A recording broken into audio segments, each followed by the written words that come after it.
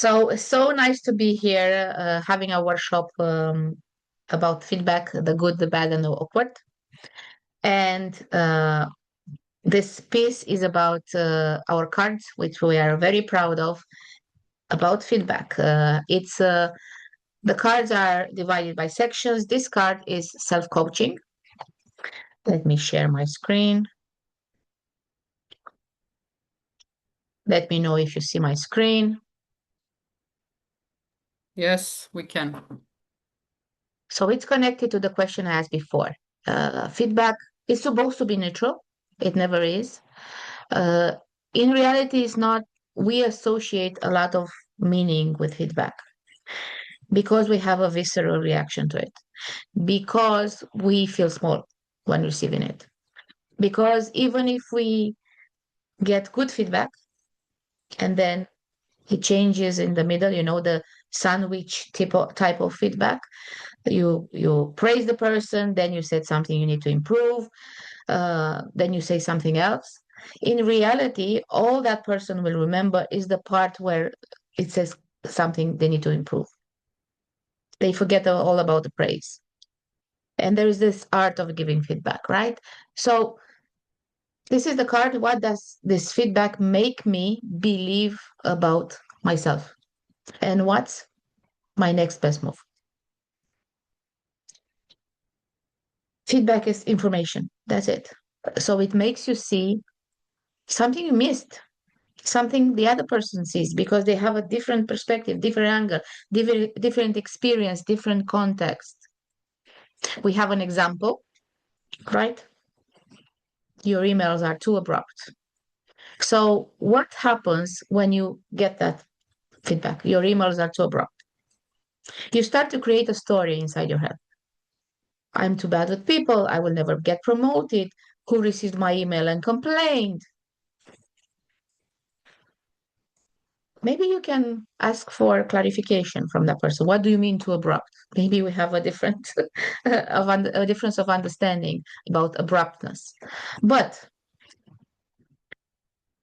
the best way to deal with it is take a breath, and you have all this information on the card. What part of this feedback might actually be useful? So maybe it encourages you to take a look back at your emails. Can you sense the abruptness? Can you soften? But before that, let's deal with the reaction that happens inside the body.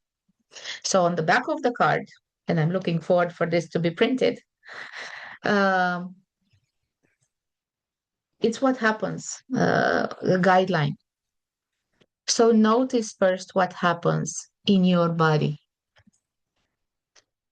Because a lot of the times, what we do, we shrink when we receive feedback. We become small. We go back to all those times when we were children, when we were in school, when we had no defense and we were just supposed to take the advice and grow up. Maybe your breath shortens. Maybe you get angry and you feel like smoke coming out of your ears. Maybe you want to scream. Not fair, not right. This is not about me. This is not me. I am writing perfect emails. Which, by the way, if you think about it, is not always true. I pride myself, and Adina knows that very well, and Adina does the same, on writing very good emails. Well, it was a process. I learned to write good emails because I wrote some bad ones and I received feedback about them. So, the body reaction, notice your thoughts, the cascade of thoughts rushing in. What do you mean? What do you mean? Who complained? What do you mean? No, my emails are not abrupt. Connect to your past. Your reaction, your immediate reaction comes from old experience. Maybe somebody told you that before. Maybe some member of your family told you that before. Maybe your colleagues told you. And you're like, so many people told me and I ignored it.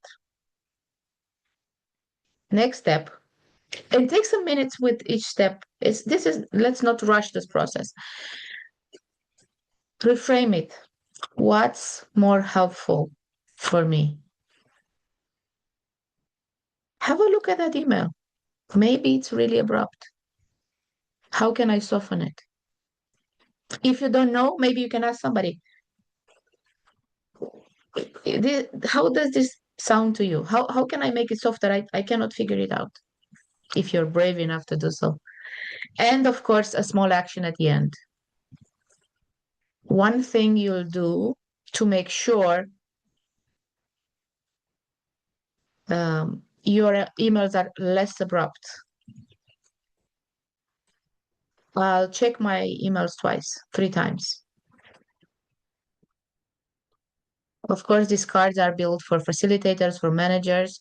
So um, they will go through this process like I did right now and invite you to a reflection. Yeah. Or you also ask a colleague, to be honest.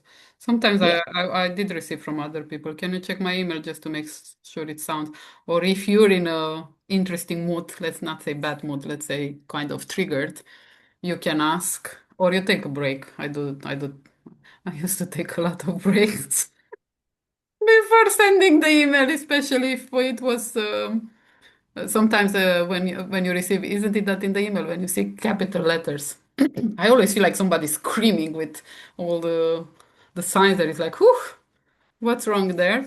And maybe sometimes I think one of the best thing is to actually can we have a call? It looks like we go back and forward on this. So this is our cards. This is the story behind it. Hope you find it useful. I'm going to stop sharing now.